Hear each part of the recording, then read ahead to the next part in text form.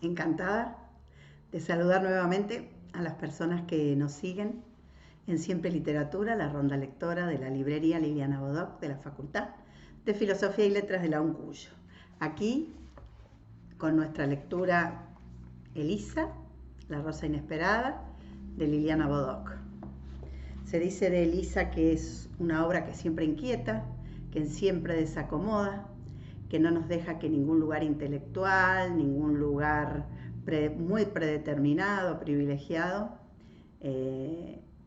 no nos ponga en crisis, no nos interpele, no nos haga empatizar y preguntarnos. Me gustaba una imagen entre tanta bibliografía linda que hay sobre el tema y tanto que por suerte alcanzó Liliana Bodoc a hablar de su obra. Les voy a recomendar en esta entrega, ya va a ir el link por ahí, algunas entrevistas que a ella le hicieron, preguntando por esta obra que sorprendió, ¿no? Porque consagrada ya Liliana Bodoc como una escritora de literatura fantástica y por otro lado consagrada también como escritora de literatura infanto-juvenil, aparece esta obra que por un lado parece con un tema demasiado duro para la juventud, dicen algunos, y entonces le preguntan mucho a Liliana cómo, por qué. Bueno, ella ya ha contado todo su tema del viaje que no fue, de cómo su cuerpo rechazó esta experiencia como tal, o como tuvo mucha fiebre, se sintió enferma, tuvo que volver, escribió esa bitácora de viaje, todo eso está también. Y en esto de interrogarla y de preguntarla, me apareció una imagen de la crítica que dice: Elisa, la rosa inesperada, es como una herida mal curada, siempre molesta.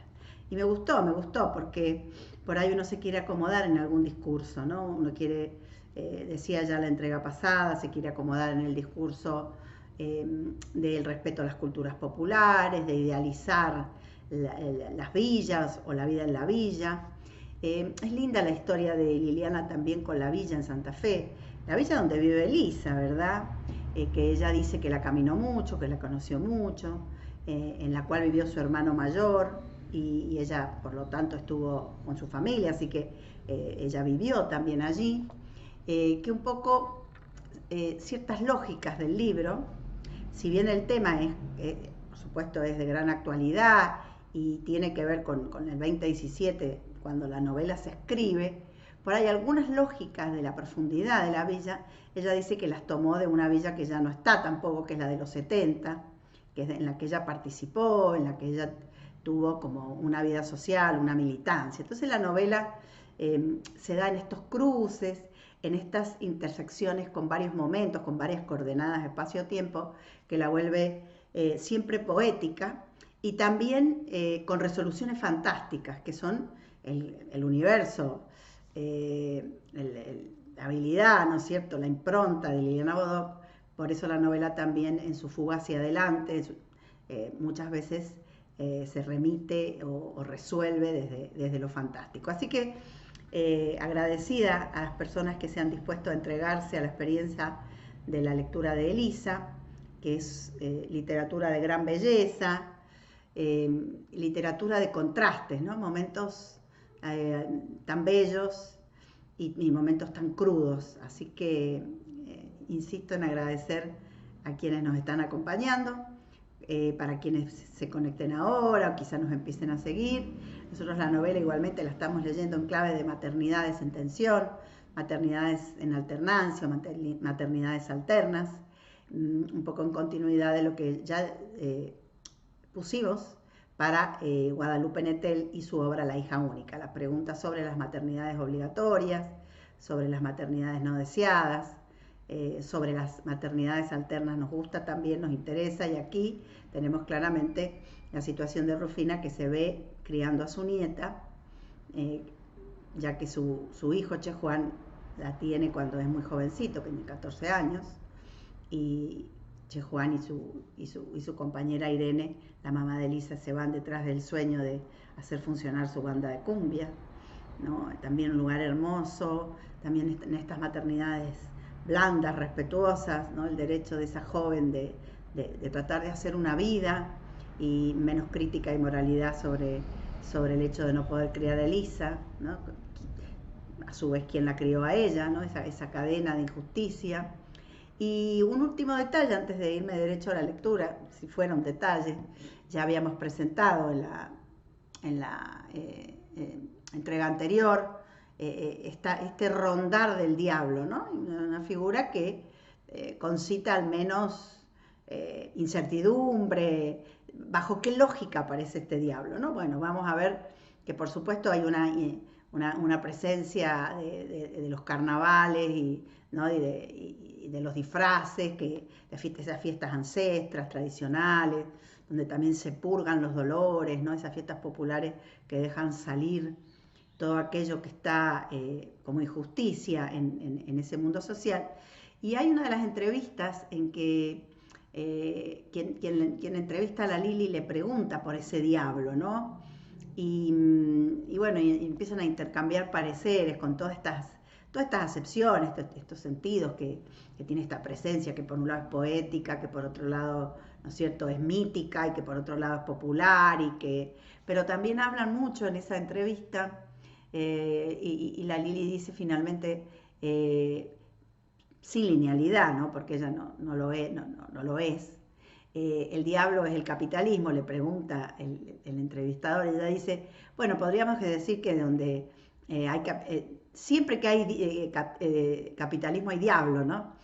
Sin hacer una correspondencia lineal, así, el capitalismo del diablo, pero sí el que endiabla, ¿no? El que endiabla las vidas es el capitalismo, dice.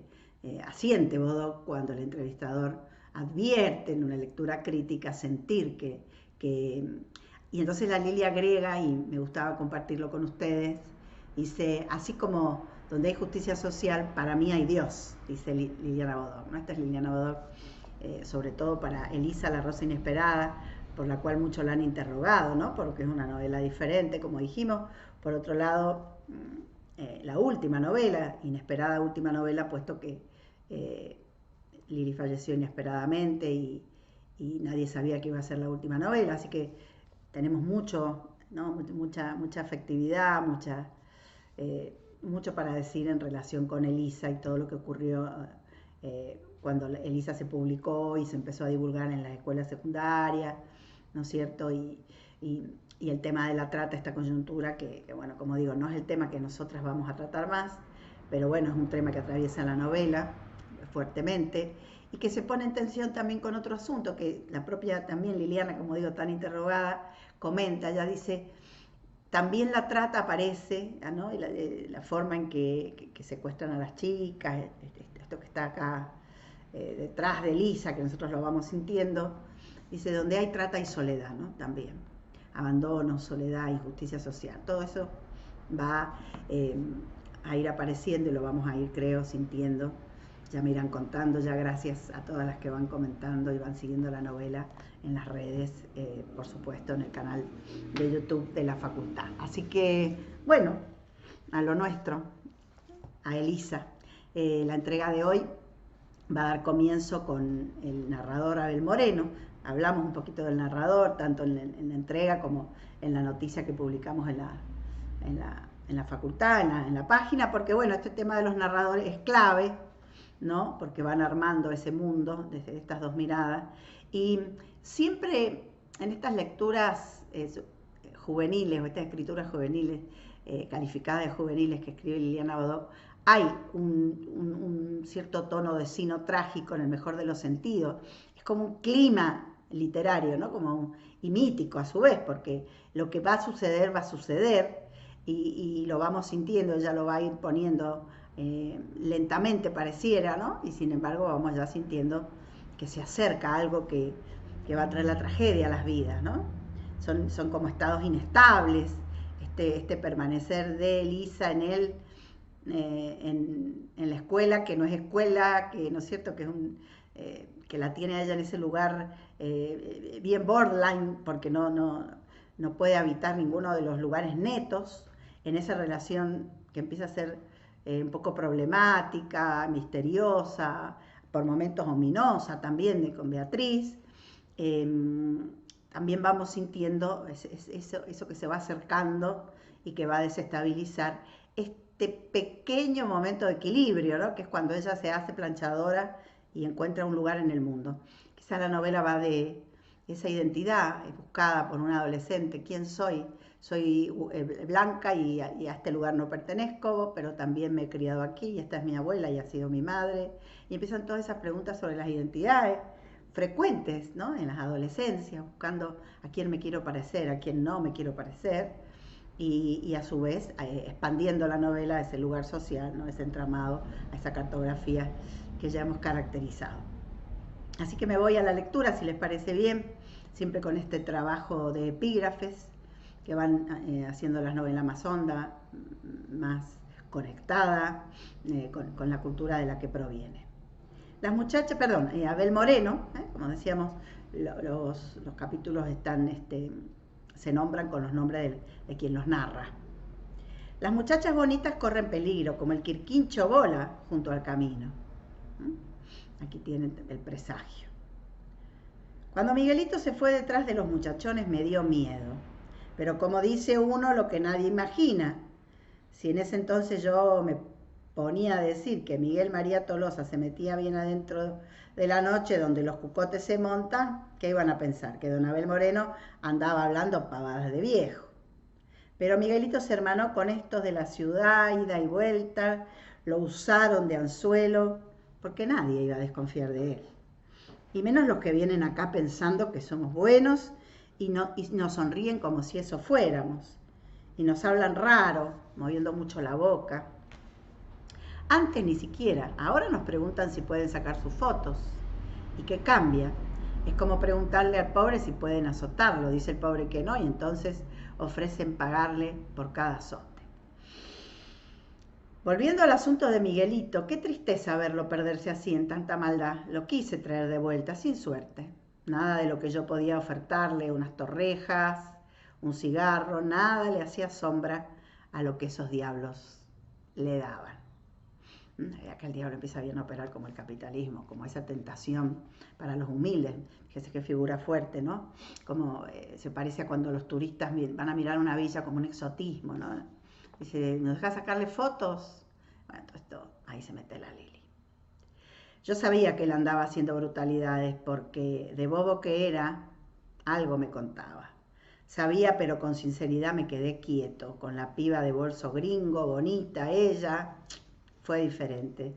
En algo pude colaborar gracias a mi mejor traje, sin ser mejor que nadie. Ese día, silbé.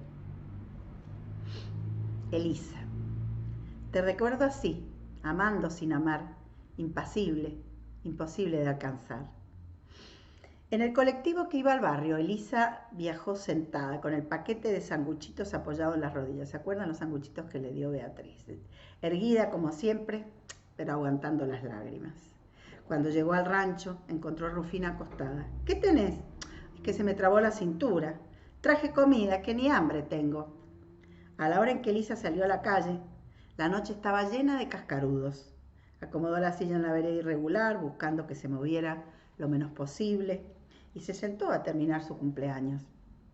Minuto a minuto se le iban los 15. Irene y Chejuan ni se habían acordado, andarían de cumbia. Rufina roncaba y en su ronquido era notorio que la vieja, miren qué maravilla, ya no tenía esperanzas. ¿Cómo anda Eli? Chan, chan, chan, chan. Era Leandro. Bien, ¿y vos? 3 palabras, una respuesta ligeramente amigable para venir de la hija de Naranja Dulce, porque ella, vieron que tiene fama de antipática. ¿Y Rufina? Se animó Leandro, con dolor de espalda.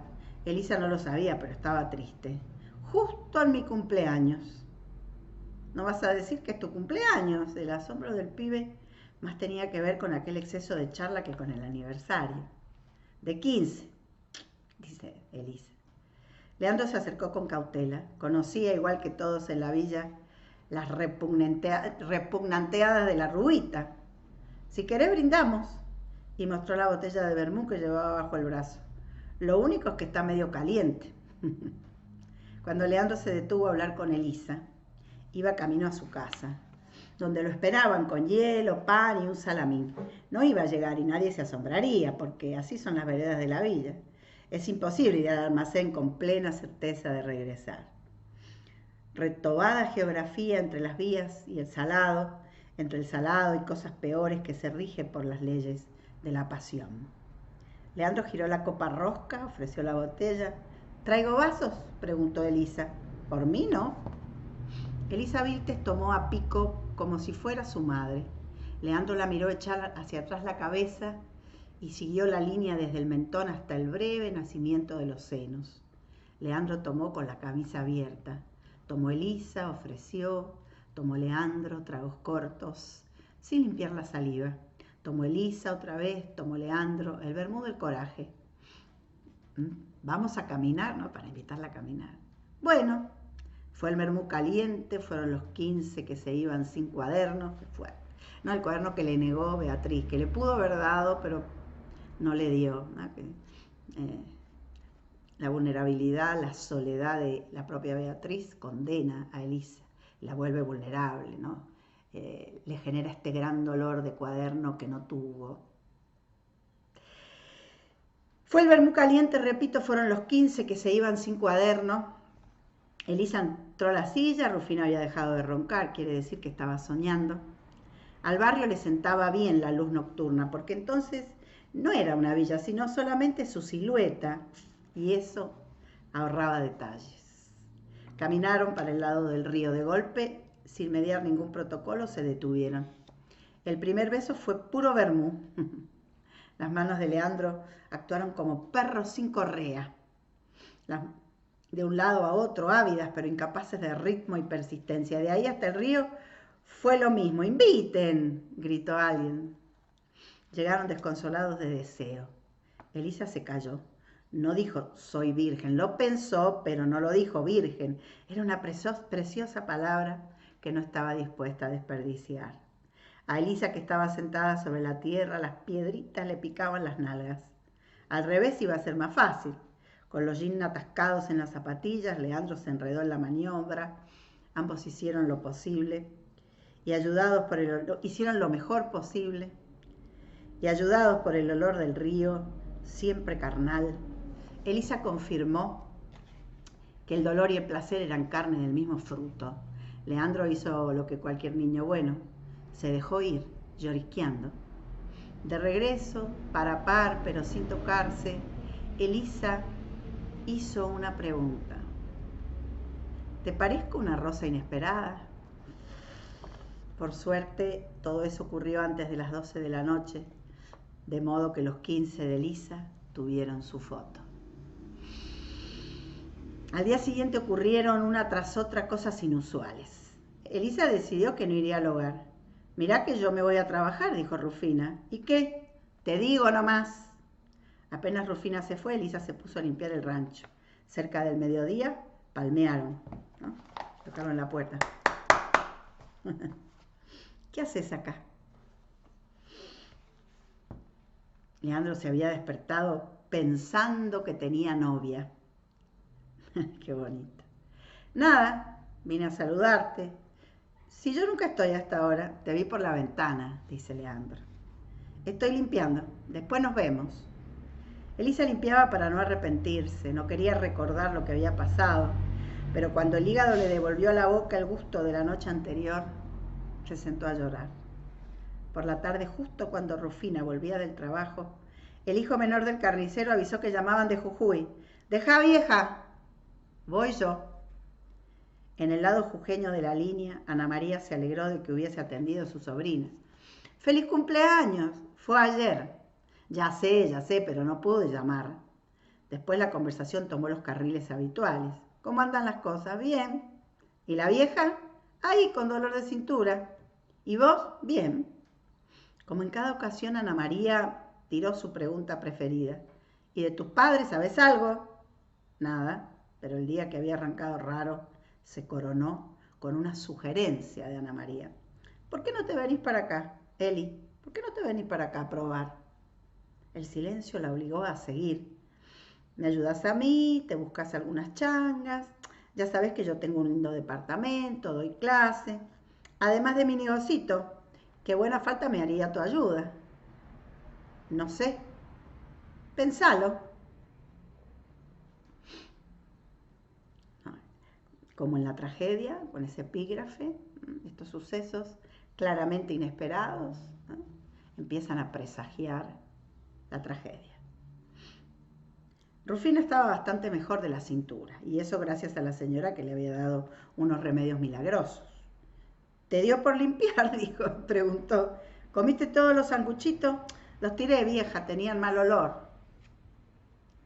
Capitulazo, porque acá, empiezan a gestar, ¿no? Además, la sexualidad, la pérdida de la virginidad, la primera relación, este tono de Leandro que dice que se levantó pensando que tenía novia, esta aparición como del mal, ¿no?, de la tía, que a su vez pareciera en la primera línea una propuesta interesante, mejor que la niña esté ahí aburrida, sola, quizás con la vieja, vaya a estar con alguien que sea de la generación de su mamá, en fin, todas promesas de algo, sentimiento y un miedo y todo esto que la novela empieza a tener, a narrar, a comunicar. Elisa, miren qué bonito, tiene un epígrafe. Tengo una muñeca vestida de azul con su camisita y su canesú. Era un rasgo innato de Beatriz la compasión por el prójimo desventurado, una característica decisiva que condicionó su vida entera. No hicieron falta la toca y el hábito para una entrega responsable, de la cual el paso por el hogar de niña fue un hito trascendente.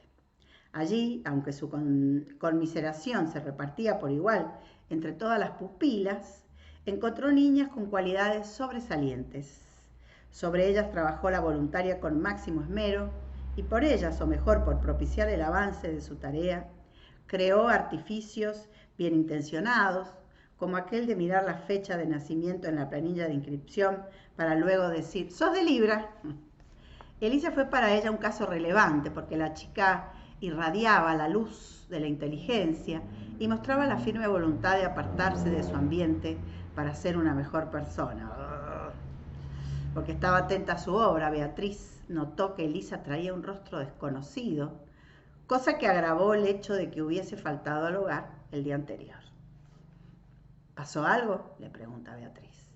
La sola pregunta bastó para quebrar la decisión de la flamante quinceañera, no contarle a nadie lo que había pasado en el río la noche de su cumpleaños. Anteayer, dijo, anteayer fuiste a mi casa. ¿Después? ¿Qué pasó después? Como era evidente que se trataba de algo serio, la voluntaria llevó a Elisa hasta uno de los bancos de hierro que se alinearon contra la pared de la galería. A ver, contame. Fue bueno que Elisa hablara con la cabeza gacha. De ese modo Beatriz pudo componer el gesto y controlar la desazón.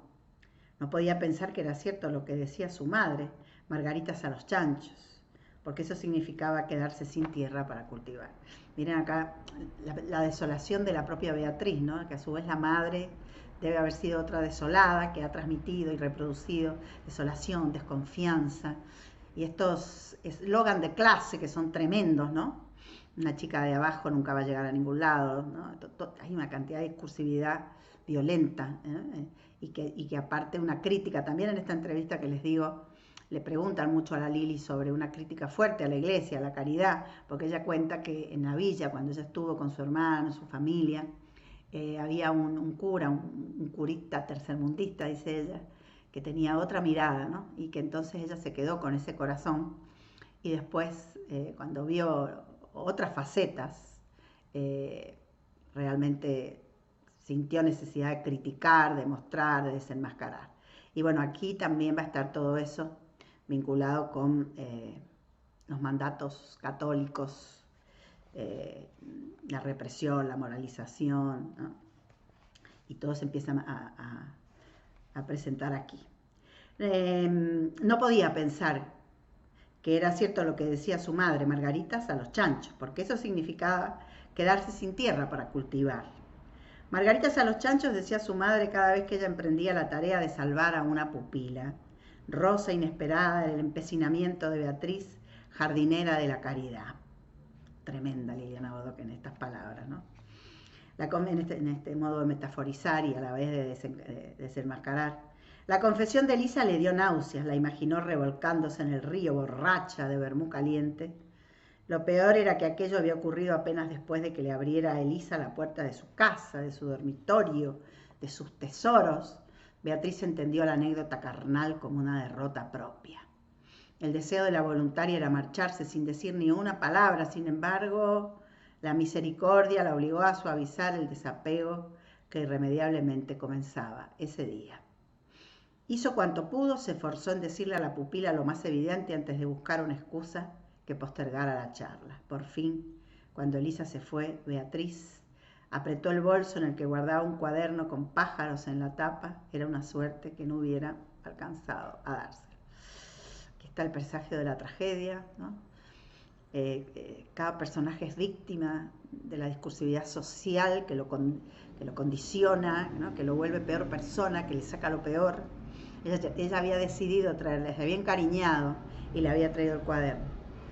El cuaderno es la clave, ¿no? Siempre el trabajo sobre esos objetos preciosos, literarios. ¿Se acuerdan del espejo africano? Y ahora vamos aquí con el cuaderno, ¿no? Un cuaderno con pájaros en la tapa. Esta es la clave poética y aquí en ese cuaderno está toda la historia de Elisa, la rosa inesperada.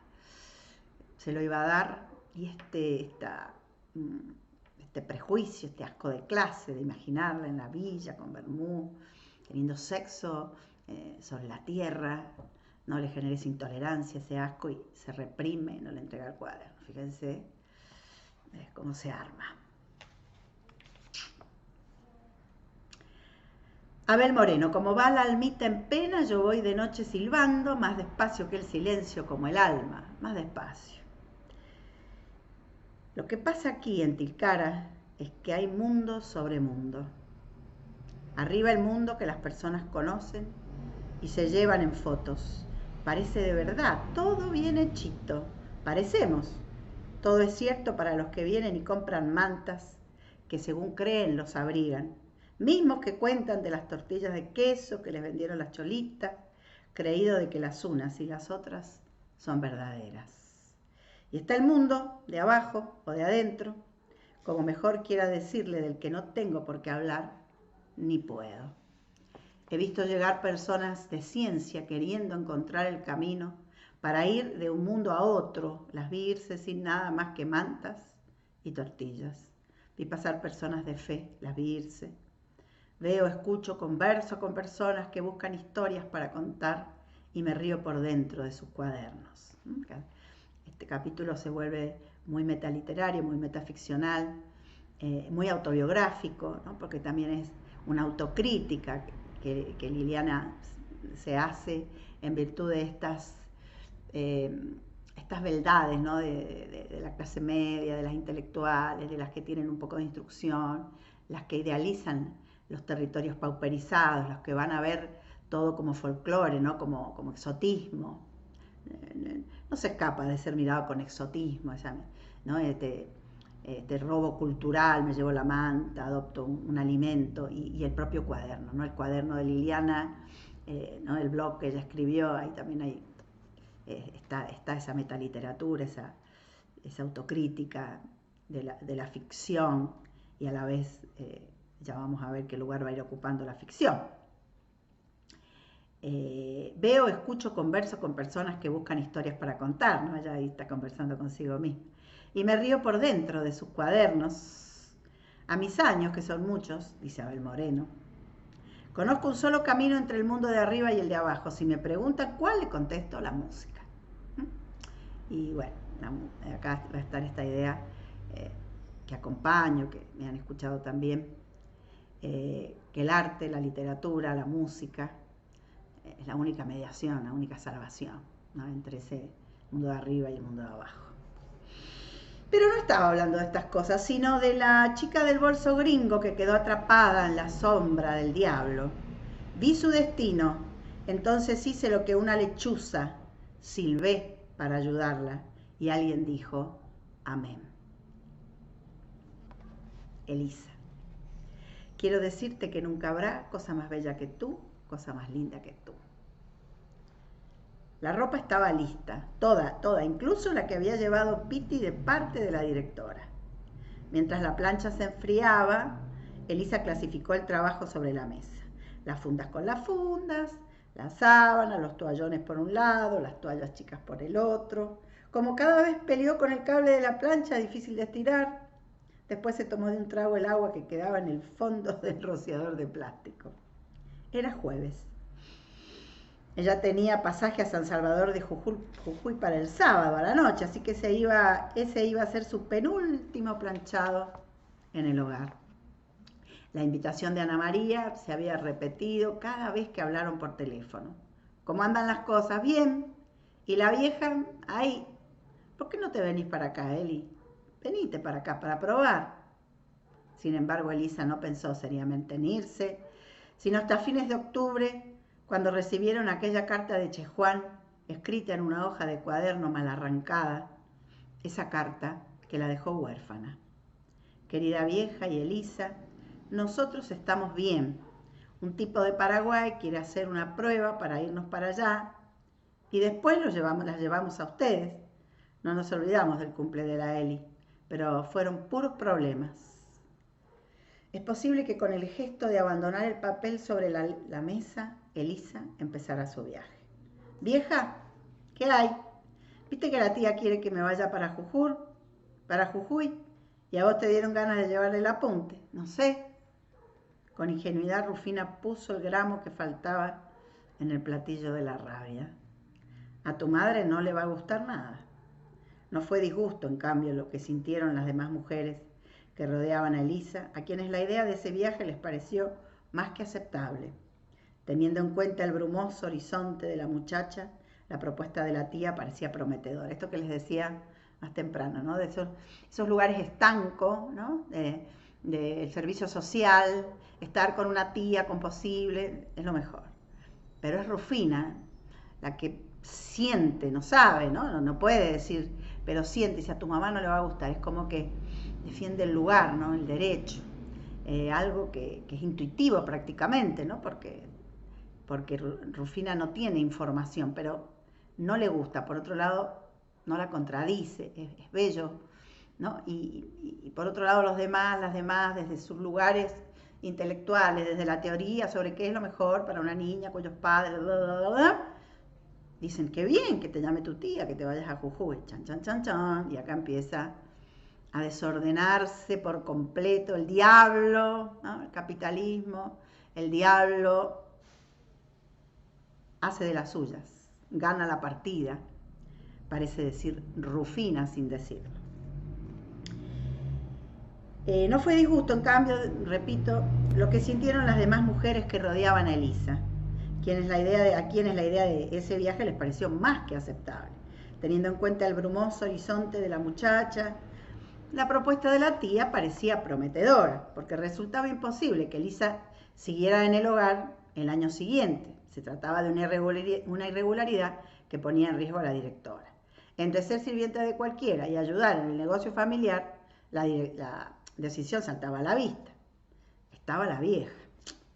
Pero Rufina aceptaba el viento, ráfagas inapelables y no tan malas para quien ya tenía los ojos llenos de tierra.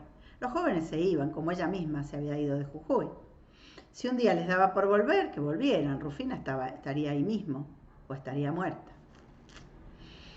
Para Beatriz, que había pasado ese tiempo intentando sostener en la mano algo que le causaba repugnancia, la noticia fue un merecido alivio. Tanto que volvió a tratar a Elisa casi como al comienzo, cuando todavía era una oveja blanca, y la ayudó a decidir la fecha del viaje. Qué brutal esto. Entre las dos acordaron que le convenía terminar el año en el hogar para hacer las fiestas y viajar los primeros días de enero. Total, a vos no te van a asustar ni el calor ni los mosquitos.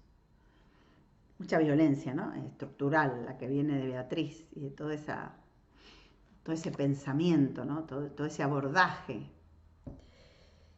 La ropa estaba lista, toda, incluso las camisas que había mandado la directora. Era viernes, Elisa tenía pasaje a San Salvador de Jujuy para el sábado a la noche. Ni se te ocurra irte sin saludarme, le había dicho Beatriz innecesariamente, porque Elisa Jamás se habría ido sin despedirse de su pastora. Era una voluntaria de la iglesia, esto es lo que digo que está en la entrevista, ya lo van a leer. Las dos mujeres caminaron por la galería del hogar y acabaron por sentarse en aquel mismo banco. Parece que llegó el momento. ¿Estás asustada?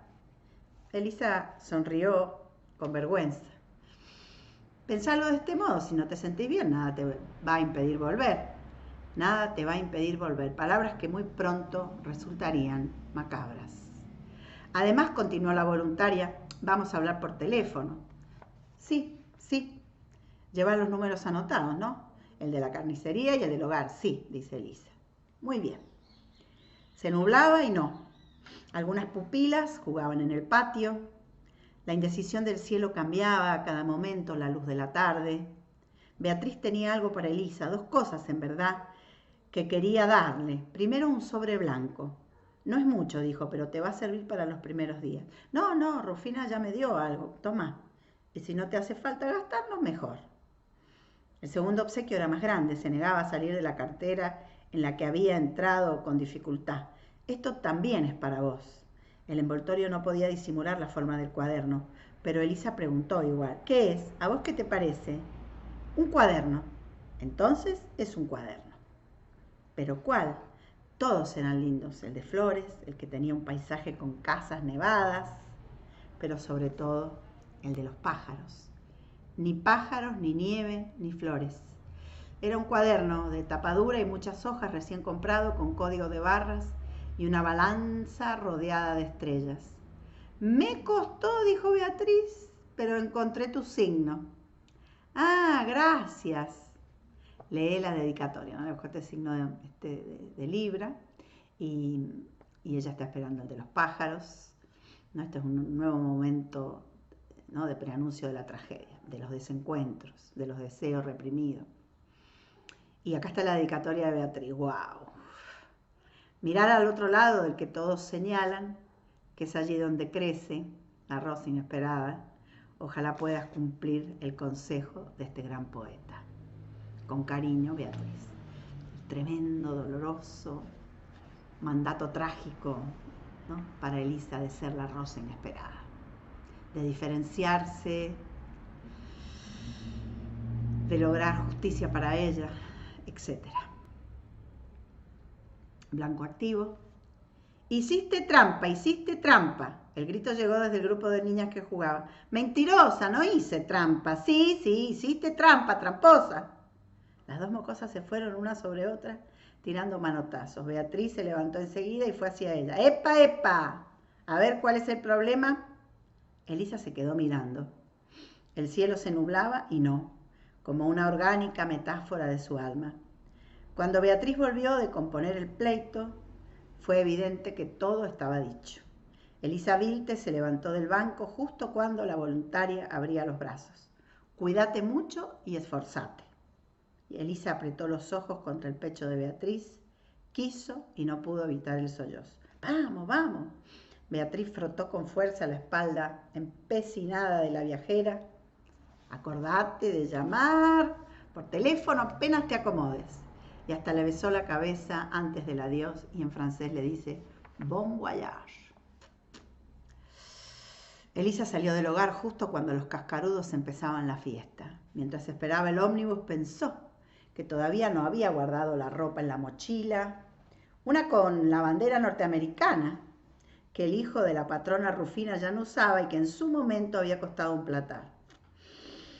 Elisa subió al ómnibus, el chofer era uno de los que la conocían de tanto verla subir en la misma esquina y bajar en la villa. Pasá nomás, le dijo, porque el trayecto era corto, tan corto que Elisa se sentaba con media cola, se levantó, como le contaba el chofer, en un segundo, y del otro extremo del ómnibus, que ya no iba a viajar más. Gracias, dijo. Chau. Apenas cruzó las vías, apareció el barrio. Leandro jugaba a la mareadita con otros pibes. Cuando la vio paró la pelota, los demás chillaron, gritaron. Naranjera! Vení a marear, Rubita. Después del río, Elisa había vuelto a ser la rubiecita sobradora que todos conocían. Leandro no tardó en buscarse otra piba. Con ella pasó cada atardecer frente al rancho de Rufina y justo ahí se paró a besarla. No supo sino hasta mucho tiempo después si Elisa lo veía o la vieja se lo contaba, pero jamás con nadie. Leandro volvió a desconsolarse de amor y en cambio se desveló muchas veces pensando que había querido decir a la Elisa con eso de la rosa inesperada. En el rancho había oro rico. Estoy haciendo pastelones fritos, dijo Rufina. ¿Me baño antes de comer?, preguntó Elisa. Sí, anda. Todavía me falta freír unos cuantos. Como cada día, Elisa fue a darse un baño corto y frío debajo de la manguera que entraba desde el patio. Se marcharía al día siguiente sin saber que en ese mismo momento Rufina lloraba, abrazada a la mochila gringa. Era un viernes de enero. La voz de los altoparlantes barriales era el fondo obligado para todos los vecinos de la villa, para los que ya empezaban a bailar y para los que agonizaban. Pero Elisa no tuvo más opción que interrumpir el trabajo de prenderse el corpiño y escuchar. Ahora va un tema para la vecinita que nos deja. Elisa Viltes, la hija de nuestros naranjeros, de gira por el país, recibe una canción de parte de Leandro, La cosa más bella, por Eros Ramazzotti. Disfrutala, Elisa, disfrutala, barrio. Rufina se asomó por un costado de la tela que separaba el dormitorio de la cocina. Escuchá, Eli, escuchá, es para vos. Faltaba solo una decisión para cerrar la mochila, el cuaderno con el signo de Libra. Elisa pensó en llevarlo como diario de viaje, honrando el deseo de su benefactora. Sin embargo, algo en ese cuaderno, con el signo de Libra en la tapa, la hacía sentir estúpida. Entre su cama y la de Rufina había un mueble hecho con cajones de verdulería, donde finalmente Elisa Viltes dejó el regalo. De algo estaba segura, aunque tardara años en volver, el cuaderno seguiría en el mismo sitio, lleno de tierra, esperando. Más tarde, después de los pastelones, Elisa se levantó de la mesa para lavar los platos. Metió las cosas sucias en un fuentón y salió, porque la única canilla estaba afuera. Desenroscó la manguera, abrió el agua. 2 ladrillos la separaban del charco que necesariamente se formaba y no alcanzaba a secarse. Nunca antes se había preocupado por la inestabilidad de aquella tarima improvisada, pero ese día fue distinto. Volvió al rancho, dejó las cosas limpias para que se escurrieran y caminó de nuevo hacia la puerta.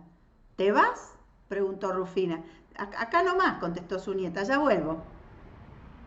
Afuera había una pila de ladrillos que Che Juan nunca llegó a usar. Elisa cargó 6 hasta la canilla. Debajo había mucho barro blando, así que tuvo que buscar piedras, pedazos de madera, latas aplastadas, todo lo que pudiera para asegurar el lugar donde a partir del día siguiente la vieja tendría que, miren qué preciosura, que lavar sus platos. La luz era escasa, pero Elisa se las arregló para hacer un piso de 6 ladrillos bastante firme. Rufina no se iba a caer. Un gesto de despedida, un ritual, ¿no?, de amor tremendo, que te salta las lágrimas. Rufina y Elisa, cada una en su cama, la luna de la villa, mirona y chusma. Vieja, ¿mañana me vas a acompañar a la estación? Un cachorro de gato gimió antes de morir. No creo, respondió la mujer. Fin de la primera parte. Elisa, la rosa inesperada, de Liliana Bodoc, en Siempre Literatura. El espacio virtual de la ronda lectora de la librería Liliana Bodoc de la Facultad de Filosofía y Letras. Gracias por acompañarme y nos vemos la semana que viene.